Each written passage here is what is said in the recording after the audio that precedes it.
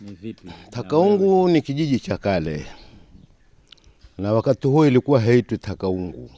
Kwanza tufahamishe jina lako kamili na wewe mzaliwa wapi na mpaka hivi leo nimekupata hapa Takaungu.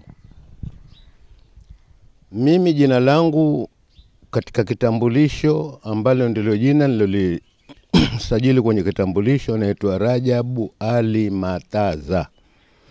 Kabila yangu ni Mkauma. Kwa baba ni Mdarari mmoja Fatune. Kwa mamangu ni Mkauma. Mbari ya Mzunza wa Mwaraji Mkoka. Hivyo mimi nilitajwa Kuke. Nafikiri nikikwambia Lushero wafahamu vizuri sana.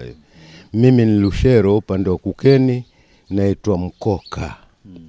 Ni Mzunza wa Mwaraji Mkoka. Tuko pamoja? Takaungu ilikuwa zamani ikiitwa Mashea. Mashea kuanzia pande za Kibaoni kule kuja zako mpaka Kitoka huku. Kwa nini inaitwa Takaungu? Na Takaungu maana yake ni nini? Wako mabwana wawili wakimazurui. Wao walikuwa Kikaagasi. Lakini wakaja hapa Takaungu. Ili kufanya ni maisha.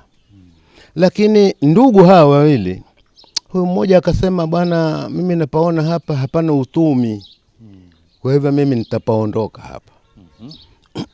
Yule bwana akamwambia ndugu yangu, wewe ondoka, mimi takaa Takaungu. Takaa Takaungu sio Takaungu. Takaungu. Takaungu. Ungu maana yake ni nini? Ungu. Ungu. Hichi kitu nikisema nchangu kwamba kinshafika kileleni. Ungu ni kilele. Ndugu yangu kilele hicho. Nguu tatu milima ile kilele hicho. Nguu ni mlimani juu kilele hicho.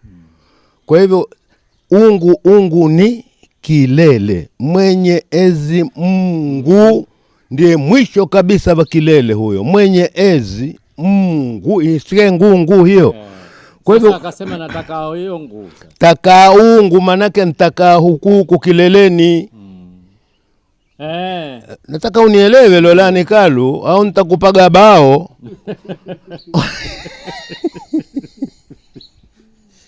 Ushanielewa bwana. Manake kuna watu wasema watu Takaungu anatabu sana bwana.